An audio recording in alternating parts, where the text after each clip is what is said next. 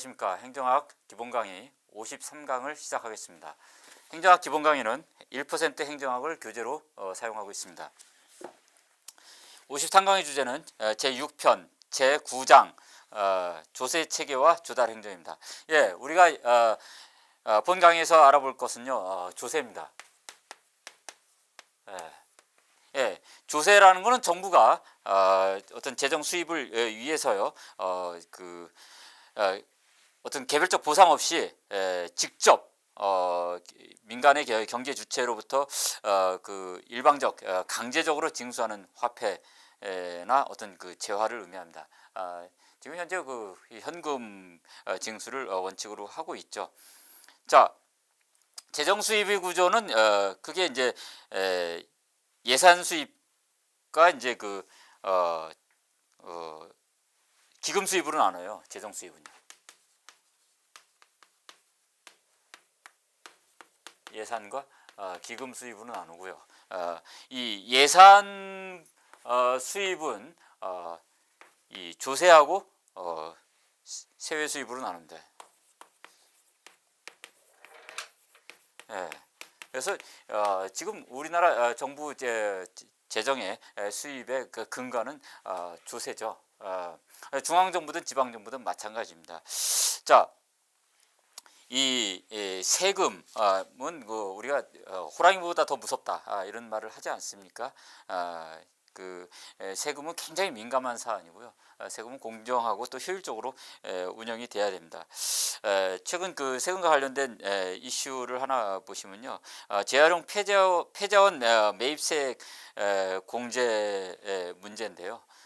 이 재활용 폐자원 그 매입세액이라는 것은 이제 이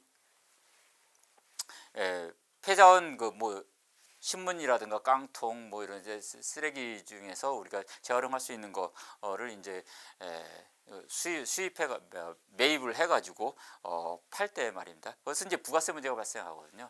그랬을 때 여기서 지금 그 현금으로 이렇게 사지 않습니까? 보통 중고 매매상이요. 그 무자료 거래거든요. 그 무자료 거래다 보니까 상당히 그것이 문제가 된다 해서 그것을 양성하기 위해서 그 공제폭을 줄이는 이런 그 정부가 하겠다, 그런 조치를 단행하겠다 이렇게 하니까 당장 문제가 되는 게 뭐냐면 동네에서 박스라든가 그다음에 신문지, 깡통, 이렇게 병 이런 것들 수거해가지고 파는 노인분들이 대거 이제 피해를 보게 된 거죠. 하루 종일 수거해봐야 보통 10,000원 내외 이렇게 수입벌이 되는데요. 매입가를 수거업체들이 인하하겠다 이렇게 발표를 하니까 정부가 서둘러 이 부분을 또 철회하는 이렇게 어떤 코미디 쇼 같은 그런 것을 보였는데요. 아무튼 이게 조세를 늘린다라는 거, 세율을 인상하는 것도 그렇고요. 세액공제, 조세 지출이죠. 세액공제라는 거, 소득공제 이런 것들이 다 지금 굉장히 민감한 사안입니다. 기존에 프랑스 혁명을 비롯해가지고 대부분의 시민혁명들도 다 조세를 비롯한 것이고, 미국의 독립전쟁이라는 것도 결국은 차의 수출에 대한 영국의 세율 인상 조치에 따른 반발로서 이게 또 독립혁명 전쟁을 진행을 했던 것이거든요. 그래서 사실 조세 부분에 대한 이 변화, 이것은 굉장히 저항을 수반하는 것입니다. 자, 아무튼 이 조세는 굉장히 중요하기 때문에 전통적으로 이 조세는 이 확실하고 형평성 있고 또 편리성 있고 경제적으로 이렇게 운영이 돼야 된다라는 원칙이 성립이 되어 있습니다. 자, 우리가 조세 원칙과 관련해서 한 가지 짚고 넘어야 될 문제는 이제 공평의 원칙입니다. 이 공평하게 징수돼야 되는데, 우리가 수평적 공평성이라는 것이 있고요, 수직적 공평성이 있습니다. 수평적 공평성은 내가 소득이 200만 원이면 다른 사람도 200만 원이면 같은 세부담을 해야 된다는 것이고요. 수직적 공평성이라는 것은 월소득이 서로 다른 사람에게 대해서는 세율이 다르게 적용돼야 된다는 거예요. 고소득자에는 더 높은 세율이 적용돼야 된다는 거죠. 누진소득과세를 부과해야 된다라는 것입니다. 이랬을 때 우리가 이 공평성을 결정함에 있어서 얼마나 상이하게 이 다르게 취급하는 것이 공평한 거냐, 이 개념도 상당히 어려운 개념입니다. 이것을 결정하는 어떤 기준으로서 사용되는 것이 일단 그 절대적 균등희생이라는 것이 있어요. 그러니까 수직적 공평성,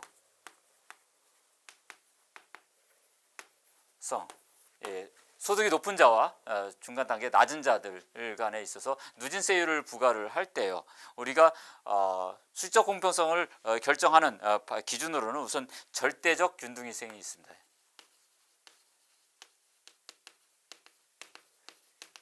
이 절대적 균등희생이라는 것은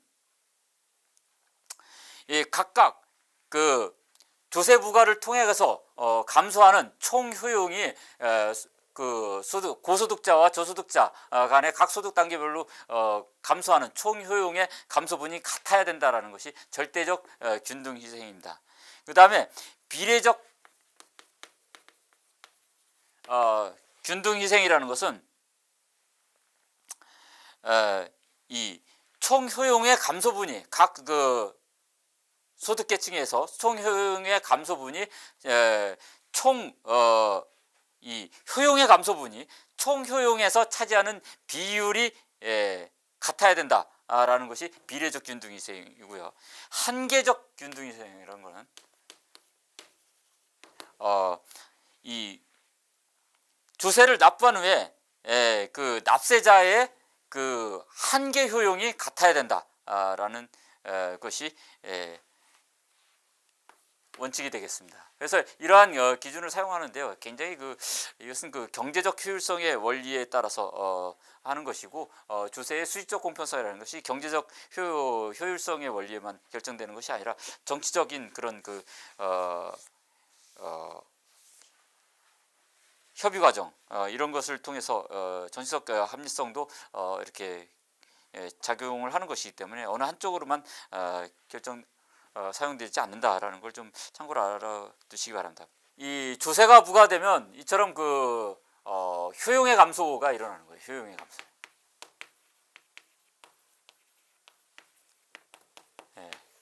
효용의 감소가 일어나거든요.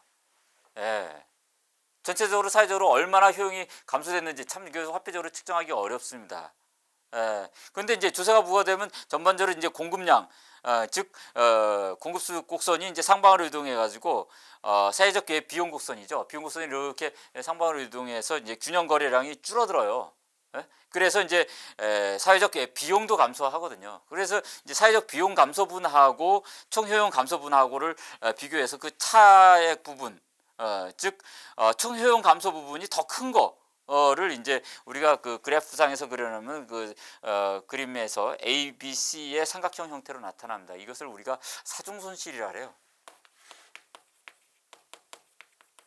데드 웨이트 로스라거든요. 그러니까 누구도 가져가지 않는 막다른 골목의 이 손실이라고 합니다. 그러니까 경제적으로 어디론가 사라져 버리는 손실인 거죠. 누구도 이득도 보지 않는.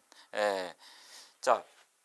그래서 하여튼 이런 조세는 경제적 비효율성을 발휘하니까 상당히 신중하게 징수돼야 된다는 것입니다.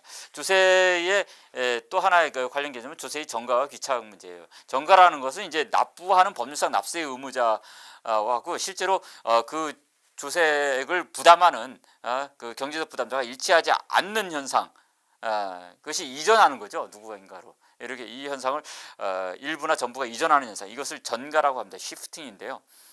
특히 우리가 간접세의 경우 이 조세 전가 현상이 상당히 심각하게 일어납니다. 전가에는요, 전방전가, 즉 전전이라고 하고 또 후방전가는 후전이라고 하고 소전 이런 것이 있습니다. 전전은 이제 생산자에게 조세가 부과된 경우에 이 가격 인상을 통해서 소비자가 부담하도록 하는 것. 특히 부가세 징수하면은 10% 가격 업해가지고 소비자가 사도록 하는 것. 근데 사실상 그게 자기가 판매 업체가 납부하지만 그걸 부담한 거는 저쪽 소비자거든요. 그러니까 완전히 100% 전가되는 이런 현상이 발생할 가능성이 높습니다. 그다음에 그 후방 전가는 이제 생산자가 다시 그것을 자기가 원재료를 사오는 쪽에다가 그것을 전가시켜 버리는 거예요. 이게 원재료 가격 낮춰라 뭐 이런 식으로 해가지고 전가시키는 현상이고, 소저는 자기가 스스로 그 비용 절감을 해가지고 낮추는 겁니다. 자, 이 주세를 전가한 것이 결국은 누구에게 넘어가느냐, 이거 완전한 전가는 일어나지 않거든요. 일부만이 보통 이제 일어나는 것이 일반적인데요. 그것이 얼마만큼 조세 부담액 중에서 그 중에서 얼마만큼 나눠서 이제 분담을 하는데 그 법률적 부담자하고 실질 부담자하고 나눠지는데요. 이것을 그 소비자하고 공급자라는 측면에서 그것을 누가 부담하느냐 하는 분담의 문제를 탄력성으로 이렇게 살펴볼 수가 있습니다. 그래서 결국은 이제 수요의 탄력성과 공급의 탄력성에 의해서 생산자가 더 많이 부담하느냐, 소비자가 부담하느냐가 결정이 됩니다. 그림에 나온 것처럼요, 수요의 탄력성이 높을수록 생산자가 부담을 하고요, 공급의 탄력성이 그리고 수요 탄력성이 낮을수록 소비자 부담이 커집니다. 이처럼 탄력성과 밀접하게 관련돼 있다라는 것입니다. 그러니까 이 탄력성이 낮은 제품들은요, 낮은 제품들, 예를 들어서 뭐 생필품들이죠. 생필품들은 수요 탄력성이 낮아가지고 소비자 부담 폭이 커요. 그리고 탄력성이 높은 거, 뭐 사치품이라든가 이런 것들은 소비자 부담이 적고요. 이런 식으로 해서 우리가 간접세를 부과할 때 어떤 그 품목을 선정할 것이냐 하는 것을 정부에서 선정할 때 이런 형평성의 문제, 소비자와 생산자 간의 어떤 그 형평성 문제를 고려를 해서 경제적 약자인 소비자에게 얼만큼 조세 전가를 부담시킬 것이냐라는 것을 잘 고려해야 된다라는 것입니다. 현재 우리나라 조세 체계는요, 국세와 지방세로 나눠져 있습니다. 그래서 이 국세는 현재 내국세와 그 다음에 보유세, 그 다음에 목적세, 관세 이런 형태로 분류가 되어 있는데요. 우리나라 지금 이 지방세하고 국세를 포함한 총 그 GDP에서 차지하는 비중인 조세 부담률, 율이 약 지금 21%에서 뭐 이 정도를 왔다 갔다 하거든요. 지금 통계에 가면 OECD 평균이 한 26에서 27%, 뭐 이러니까 우리나라 조세 부담이 적다, 뭐 이런 얘기를 많이 합니다. 공공 부문의 고용 비율도 적고요. 뭐 이렇게 얘기를 하는데, 이 조세 부담률 계산할 때 우리가 조세 이외에 세액 부담, 사실상 준조세라는 거를 상당히 좀 잘 봐야 돼요. 준조세라는 거는 사실상 강제성이 있는 준조세도 있고요, 비강제성 있는 것도 있습니다. 뭐 후원금 같은 거, 정부가 성금 내는 거 다 비강제성이에요. 근데 강제적으로 내는 것들도 꽤 되죠. 4대 보험료 다 강제로 내지 않습니까? 이거 준조세적 성격을 갖고 있는 거죠. 이런 것들을 좀 각종 이제 또 부담금의 형태들이 있어요. 뭐 환경, 교통 유발 부담금, 뭐 환경 개선 부담금, 뭐 이런 식으로 해가지고 각종 부담금들이 있고요. 이런 것들도 고려할 때 과연 조세 부담률이 어떻게 될 것이냐 하는 것도 우리가 고려해야 될 사항이라고 하겠습니다. 자, 국세하고 지방세를 비교할 때요,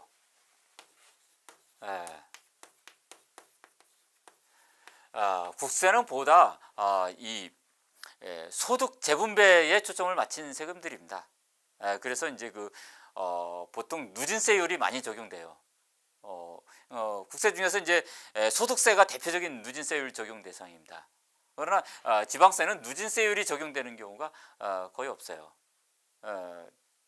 그리고 국세는 보통 이제 소득 탄력도가 높은 세목으로 이렇게 구성이 되어 있습니다. 뭐 부가가치세라든가 그 다음에 법인세, 그 다음에 소득세, 이런 게 경제 상황에 따라서 호황이면 세금이 늘어나고요.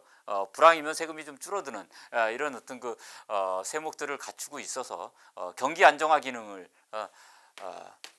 경제 안정 기능을 강화하는 그런 성격을 갖고 누진세율을 통해서 소득을 중심으로 해가지고 그 소득 재분배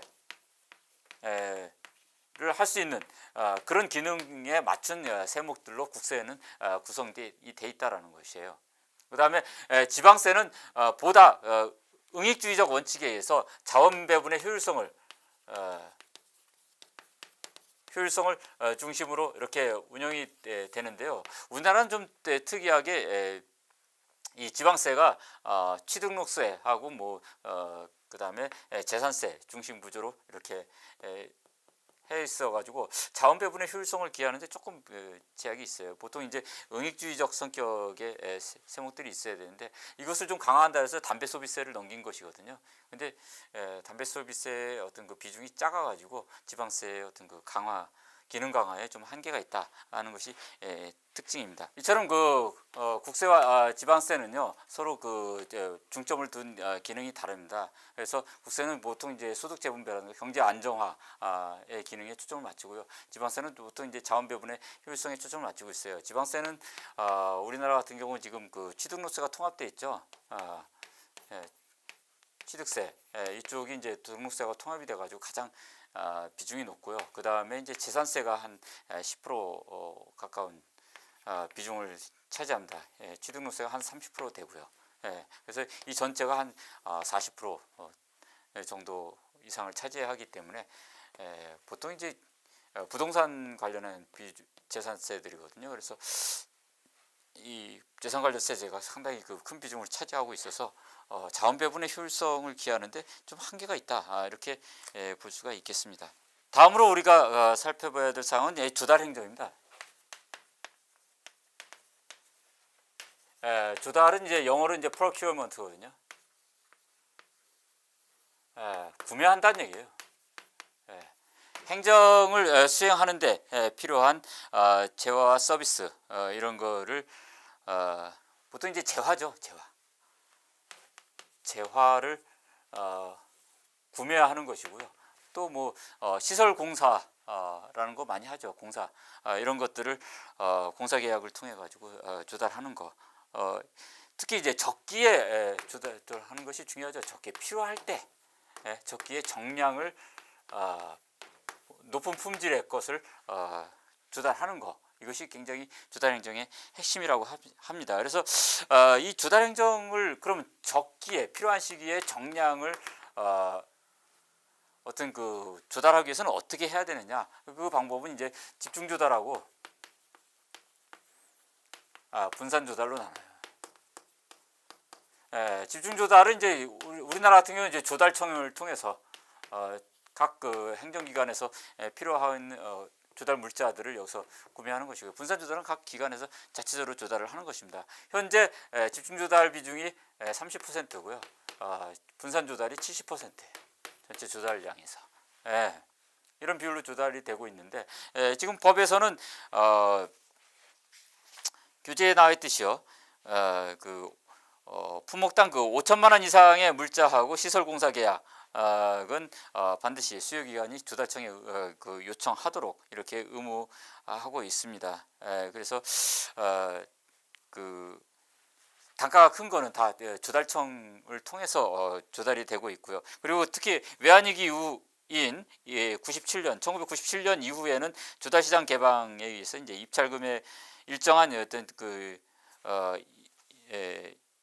입찰 금액 이상의 그런 그 조달 건은 국제 경쟁 입찰에 붙이도록 의무화했다라는 거. 이처럼 조달 시장을 개방화도 이루어졌다라는 것입니다.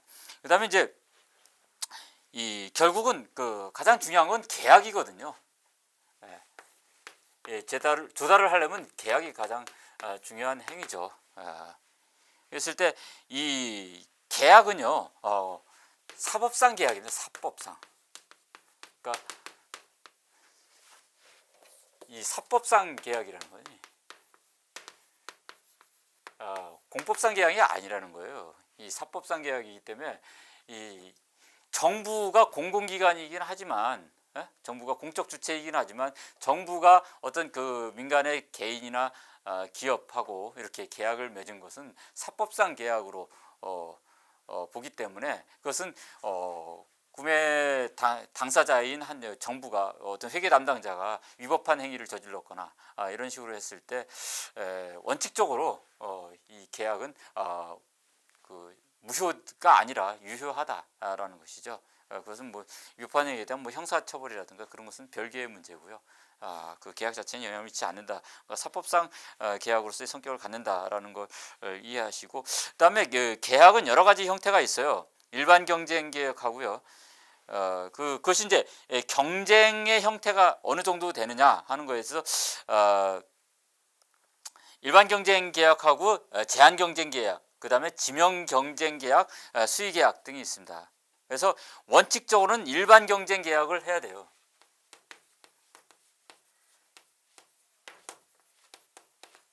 그것이 원칙입니다. 그러니까 수의 계약 같은 경우는 일정한 사유에 해당하는 경우만 할 수 있도록 제한을 하고 있다라는 것이고요. 그 다음에 이제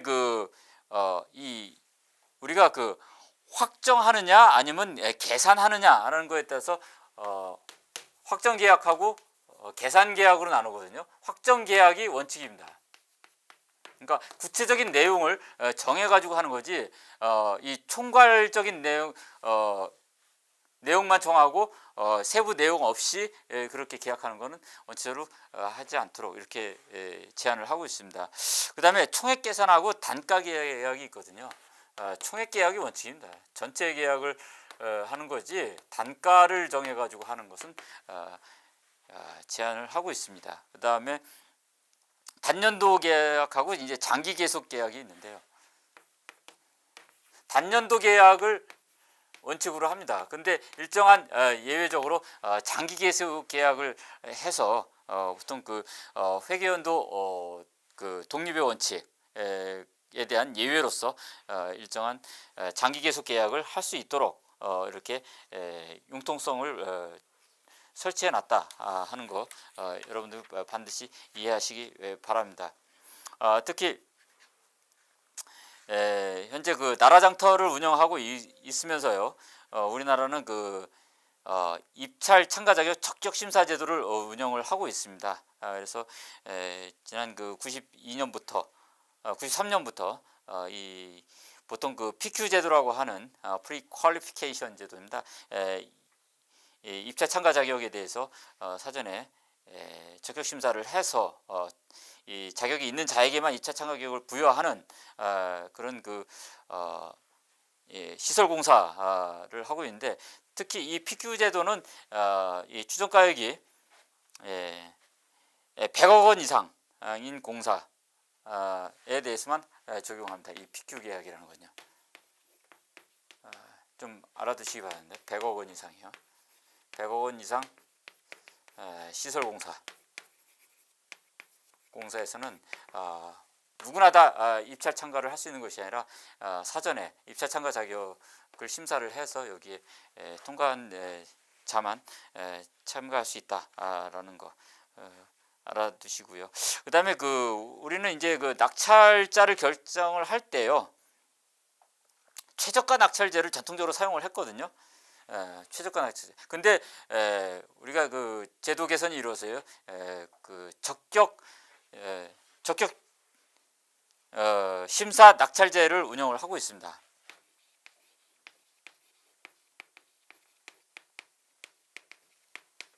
그러니까 입찰에 참가한 자 중에 무조건 최저가로 하는 것이 아니라 적격 심사를 해가지고 적격 심사의 자 중에서 최저가를 한 자를 선정하도록 이렇게 제도 개선을 해서 운영하고 있다라는 거 알아두시기 바랍니다.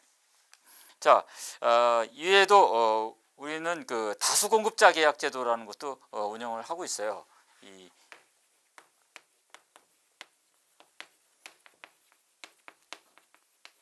예, 다수 공급자 계약 제도라는 거는 중앙 조달 기관인 조달청에서 특정 품목에 대해서 여러 그 공급자하고 두 개 이상의 공급자하고 공급 계약을 체결하는 겁니다. 그 중에서 수요 기간이 그 제품을 가장 그 적당하다고 생각되는 그 공급자를 그 복수 중에서 하나를 선정을 해가지고 구매 계약을 해서 이 조달을 하는 방법이 다수 공급자 계약 제도로서 운영이 되고 있는 것이죠. 그러니까 집중 조달의 한계를 좀 극복하고 하기 위해서 도입한 대표적인 제도 개선 사례라고 볼 수가 있습니다. 다음으로는 우리가 살펴볼 게 이 턴키 입찰 공사라고 하거든요. 턴키 공사인데 어떤 그 시공에서부터 모든 그 과정을 일괄해 가지고 다 한 그 기업이 공사를 수행할 수 있도록 이렇게 한 것이 턴키 공사입니다. 그래서 보통 이제 공사 규모 단위가 금액이 커지고요. 그래서 공사의 전체 과정을 일괄해 가지고 이렇게 수주하기 때문에 신공법의 개발에도 상당히 유리하고 그 경제적 효율성이 발휘될 수 있습니다. 그런데 이제 역시 주로 이제 대기업 중심으로 해서 수주가 이루어질 수 있기 때문에 중소기업에게는 좀 불리한 제도라고 평가될 수 있습니다. 자, 우리나라는 이제 1997년부터 이제 조달 시장을 개발해 가지고 국제 경쟁 입찰을 이렇게 붙이도록 일정 품목 이상의 일정 금액 이상의 품목은 국제 경쟁 입찰에 붙이도록 또 이렇게 하고 있고요. 또 2002년도에 국가 종합 전자조달 시스템인 나라장터를 이제 소위 말해서 G2B죠. 그 기업과의 거래 시스템입니다. 이것을 구축해가지고 운영하고 있습니다. 자, 전반적으로 이제 그 이 집중 조달 과 분산 조달의 그런 그 비교 속에서 집중 조달의 어떤 그 한계를 극복하고 조달 행정의 효율성을 개선하기 위한 전반적인 제도 개선이 이루어지고 있고요. 여러분들께서는 그런 그 제도 개선 사항에 대해서 포커스를 맞추고 정리해 두시기 바랍니다. 자, 이상 그 강의를 마치도록 하겠습니다. 감사합니다.